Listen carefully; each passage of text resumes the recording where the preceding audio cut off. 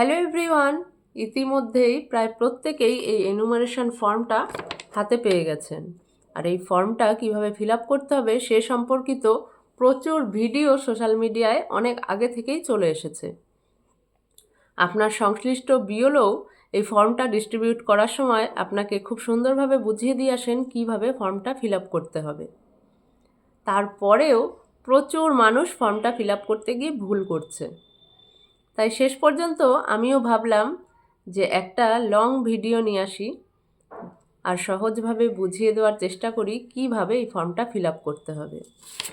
আপনাদের প্রত্যেকের কাছে যে এনুমারেশন ফর্মটা এসেছে তার উপরে কিন্তু আপনার নাম, epic number, serial number, booth name সব কিছু আগে থেকেই দেওয়া আছে। তাই তার পরের পোর্শানে যে ডিটেলসগুলো আমাদের চেয়েছে এই পোর্শন থেকে আমরা ফিল আপ করা শুরু করব। আমাদের নিজেদের নাম দেওয়ার কিন্তু এখানে কোনো জায়গা নেই। এই পোর্শনটা আমরা ভালোভাবে আগে পড়ে নেব। এটা প্রত্যেকেই ফিল আপ করবে, তাদের নাম 2002-এর লিস্টে থাকুক বা না থাকুক, বা কোনো আত্মীয়ের নাম থাকুক বা না থাকুক, প্রত্যেকটা ইলেক্টর এই উপরের পোর্শনটা ফিল আপ করবে। উপরের পোর্শনে কি চেয়েছে? খুব বেসিক কিছু তথ্য। জন্ম তারিখটা কিন্তু আমরা সবসময় চেষ্টা করব আমাদের ভোটার আইডি দেখে দেওয়ার। এবার অনেকে কনফিউজড হয়ে যাচ্ছে যে আমাদের তো জন্ম তারিখ লেখা নেই। বিশেষ করে যারা বয়স্ক তাদের ভোটার আইডিতে দেখবেন বয়সের উল্লেখ করা আছে আর তার নিচে কোন সাল অনুযায়ী সেই বয়সটা দেওয়া আছে সেটা লেখা আছে। অনেকের ভোটার আইডিতে দেখবেন ক্রস ধরুন 1995 লেখা আছে, সেই সময় তার বয়স ছিল 30 বছর। তাহলে এখান থেকে খুব সহজেই আমরা ক্যালকুলেট করে তার জন্মের বছরটা বের করে নিতে পারি। 95 থেকে আমরা যদি 30 বাদ দিই তাহলে আমরা খুব সহজেই পেয়ে যাব সেই ব্যক্তির জন্ম 1965 সালে। ক্রস দেওয়া মানে 1-1, তাহলে 1-1-1965। এভাবেই আমরা ওই ব্যক্তিদের জন্ম তারিখটা খুঁজে বের করতে পারি। তারপর রয়েছে আধার নম্বর যদি কারো থাকে তাহলে আধার নম্বরটা দেবেন, না থাকলে দেবেন না। মোবাইল নাম্বার, সবাই প্রত্যেকের মোবাইল নাম্বারটা এখানে দেবে।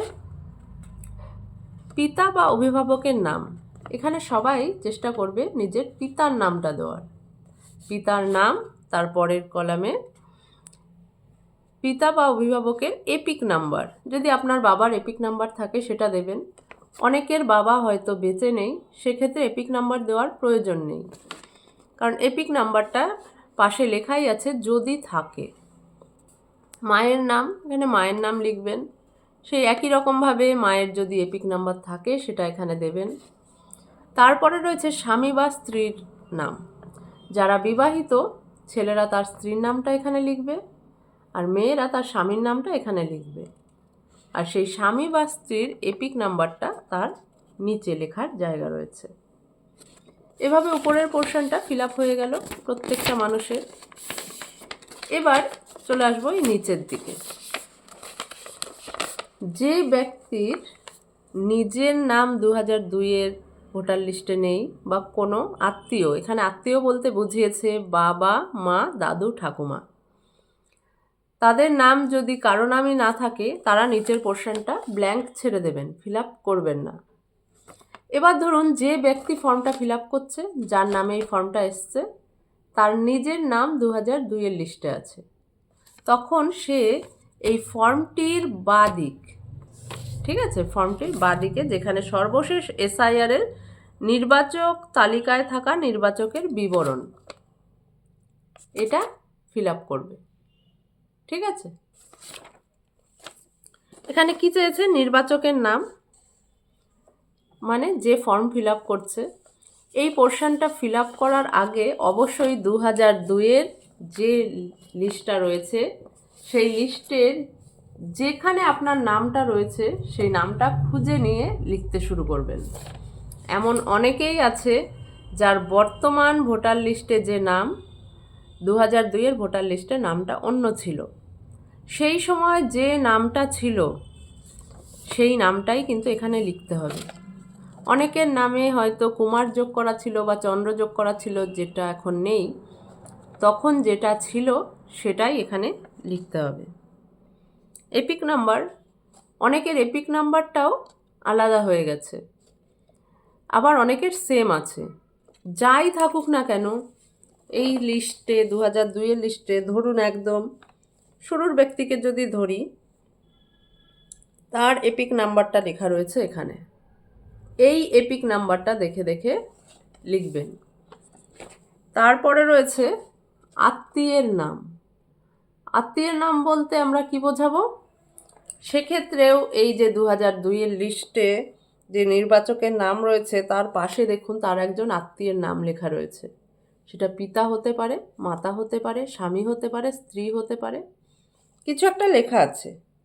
সেই নামটা দেখে এই আত্মীয়ের নামের জায়গায় লিখবেন। সম্পর্ক, এই যে যার নামটা লিখলেন আত্মীয়ের নামের জায়গায়, তার সঙ্গে এই নির্বাচকের কি সম্পর্ক, সেটিও কিন্তু এই 2002-এর লিস্টে উল্লেখ করা আছে। কারো ক্ষেত্রে স্বামী, কারো ক্ষেত্রে পিতা বা স্ত্রী উল্লেখ করা আছে। সেই লিস্টটা দেখে সেই সম্পর্কটা এখানে লিখবেন। জেলা, এই যে লিস্টটা এখানে জেলার উল্লেখ করা আছে, এই লিস্টটা যে জেলার সে জেলার নাম লিখবেন। আমার কাছে যে লিস্টটা রয়েছে সেটা নদিয়া জেলার, তাই জেলার জায়গায় নদিয়া। রাজ্যের নাম পশ্চিমবঙ্গ। বিধানসভা ক্ষেত্রের নাম, বিধানসভা ক্ষেত্রের নাম, এই যে লিস্টটা আপনি প্রিন্ট আউট করবেন, সেই লিস্টের উপরে দেখবেন বিধানসভা ক্ষেত্রের নাম লেখা থাকবে। আমার কাছে যে লিস্টটা রয়েছে এটি রয়েছে কৃষ্ণনগর পশ্চিম বিধানসভা নির্বাচন ক্ষেত্র। সেক্ষেত্রে বিধানসভা ক্ষেত্রের নাম লিখব কৃষ্ণনগর পশ্চিম। বিধানসভা ক্ষেত্রের নম্বরটাও লেখা আছে। প্রত্যেকে দেখবেন নামের আগে একটা নম্বর লেখা আছে, এখানে রয়েছে 76। তাহলে বিধানসভা ক্ষেত্রের নম্বরটা হবে 76, সেটা এই ঘরে লিখব। অনেকে পাশে লিখে ফেলছেন। অংশ নম্বরটাও এখানে লেখা আছে।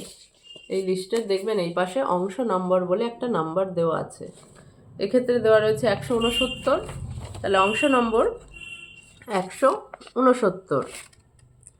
ক্রমিক সংখ্যা, যত নম্বরে আপনার নাম রয়েছে, আমি যে ব্যক্তির নামটা দেখছিলাম সবার উপরে 598, এটা হলো সেই ব্যক্তির সিরিয়াল নাম্বার বা ক্রমিক সংখ্যা। আশা করি এই দিকটা ক্লিয়ার। এই পোর্শনটা তারাই ফিল আপ করবে যাদের নিজেদের নাম সর্বশেষ এসআইআর মানে 2002-এর ভোটার লিস্টে আছে। এবার ধরুন আপনার নিজের নাম নেই, আপনার মা কিংবা বাবা কিংবা দাদু ঠাকুমা কারো একজনের নাম 2002-এর লিস্টে আছে।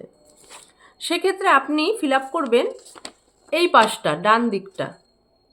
আপনার ফর্মের ডান দিকটা আত্মীয়ের বিবরণ, যার নাম পূর্ববর্তী কলামে বা সর্বশেষ এসআইআরে দেওয়া আছে। আত্মীয়ের বিবরণ লেখাটা দেখলেন, নাম।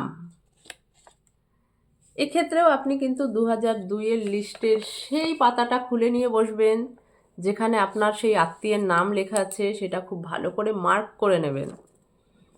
সেখান থেকে আপনার আত্মীয়ের নামটা দেখে দেখে লিখবেন। এপিক নাম্বার, এই লিস্টে ধরুন আপনার বাবার নাম লিখছেন, আপনার বাবার নামের পাশে এদিকে যে এপিক নাম্বারটা আছে সেটা দেখে দেখে সুন্দর করে এখানে লিখবেন। অনেকের এপিক নাম্বার এখন হয়তো চেঞ্জ হয়ে গেছে, হয়ে যাক, 2002-এর লিস্টে যে এপিক নাম্বারটা দেওয়া আছে সেটাই লিখবেন। আত্মীয়ের নাম, এই লিস্টে আপনার বাবার নামের পাশে একজনের নাম দেওয়া আছে, সেটা হতে পারে আপনার দাদুর নাম কিংবা ঠাকুমার নাম, সেই নামটা দেখে দেখে ওখানে লিখবেন। শুধু নাম নয়, পাশে দেখবেন একটা সম্পর্কও উল্লেখ করা থাকে। যদি আপনার দাদুর নাম দেওয়া থাকে সেক্ষেত্রে পিতা, ঠাকুমার নাম দেওয়া থাকলে মাতা। সেই সম্পর্কটা এখানে লিখতে হবে আত্মীয় যে সম্পর্কের কলামে, মানে যে আত্মীয়ের নাম দিলেন তার যে রিলেটিভের নাম 2002-এর লিস্টে উল্লেখ করলেন তাদের দুজনার মধ্যে কি সম্পর্ক সেটা এখানে লিখবেন। পিতা হলে পিতা, মাতা হলে মাতা, স্বামী হলে স্বামী। অনেকে এবার ধরুন যে বাবা মায়ের নাম নেই, দাদু ঠাকুমার নাম আছে, তাদের ডিটেলস দিয়ে ফিল আপ করছেন। এবার এটা অনেকের মনে প্রশ্ন যে তাহলে বিএলও বা যে ডাটাটা এন্ট্রি করবে সে কি করে বুঝবে যে এটা আমি বাবার ডিটেলস দিয়েছি না দাদু ঠাকুমার? আপনি যদি আপনার বাবার ডিটেলস দেন, উপরে তো আপনি আপনার বাবার নাম লিখেছেন, এবার তারই ডিটেলস যদি এখানে থাকে আমরা বুঝে যাব যে এটা বাবার ডিটেলস। বা মায়ের নাম লিখলে এখানে অলরেডি মায়ের নাম লেখা আছে, বুঝে যাব মায়ের ডিটেলস। যে দাদু কিংবা ঠাকুমার ডিটেলস দিচ্ছেন সে সম্পর্কে এখানে পাশে ব্র্যাকেট দিয়ে একটু লিখে দেবেন ইলেক্টরস গ্র্যান্ডফাদার বা ইলেক্টরস গ্র্যান্ডমাদার। না বুঝতে পারলে বা না লিখতে পারলে ফাঁকা থাকবে, যে বিএলও আপনার ফর্মটি কালেক্ট করবে উনি ওখানে লিখে নেবেন। জেলা, আবারও বলবো, যে লিস্টটা দেখে আপনি আপনার আত্মীয়র নামটা লিখছেন সেই লিস্টটা যে জেলার, সেটা হতে পারে বর্ধমান, হতে পারে পূর্ব মেদিনীপুর, তো সেই জেলার নাম। রাজ্যের নাম পশ্চিমবঙ্গ, বিধানসভা ক্ষেত্রের নাম্বার, আবার সেই লিস্টটা দেখবেন, লিস্টের উপরে যে নামটা লেখা থাকবে সেটাই কিন্তু বিধানসভা ক্ষেত্রের নাম, বিধানসভা ক্ষেত্রের নম্বর সেটাও দেওয়া রয়েছে, অংশ নম্বরটাও দেওয়া রয়েছে, আর যত নম্বরে সেই আত্মীয়ের নামটা রয়েছে সেটা হলো ক্রমিক সংখ্যা। সুন্দর করে সব কিছু ফিল আপ করার পর এখন আপনার সাইন করার জায়গা আছে, সেখানে সাইন করে দেবেন। বা বাড়ির বয়স্ক কোনো সদস্য যে সই করতে হয়তো পারে না, তার হয়ে যদি অন্য কেউ ফর্মটা ফিল আপ করে দেন, তার কিন্তু বাঁ হাতের আঙুলের বৃদ্ধাঙ্গুলের আঙুলের ছাপ দেওয়ার জায়গা রয়েছে। এবার অনেকের মনে একটা প্রশ্ন, বিবাহিত মহিলারা তাহলে এই আত্মীয়ের ডিটেলসের জায়গায় কার ডিটেলস দেবে? নিজের স্বামীর? একদমই নয়। নিজের বাবা কিংবা মা কিংবা ঠাকুরদা কিংবা ঠাকুমা, এই সম্পর্কের বাইরে কারো ডিটেলস এখানে দেওয়া যাবে না। তাদের ক্ষেত্রেও কিন্তু আবার ফর্মের বাঁ দিকটা ফাঁকা থাকবে। আর যাদের কোনো লিঙ্কেজ পাওয়া যাচ্ছে না তারা কিন্তু নিচের পোর্শনটা পুরোটাই ফাঁকা রাখবেন। আশা করি ভিডিওটা আপনাদের উপকারে লাগবে। সাবধানতার সঙ্গে সুন্দরভাবে ফর্মটি ফিল আপ করুন, এটি কিন্তু একটা গুরুত্বপূর্ণ নথি। অনেক ধন্যবাদ সবাইকে। Thank you so much.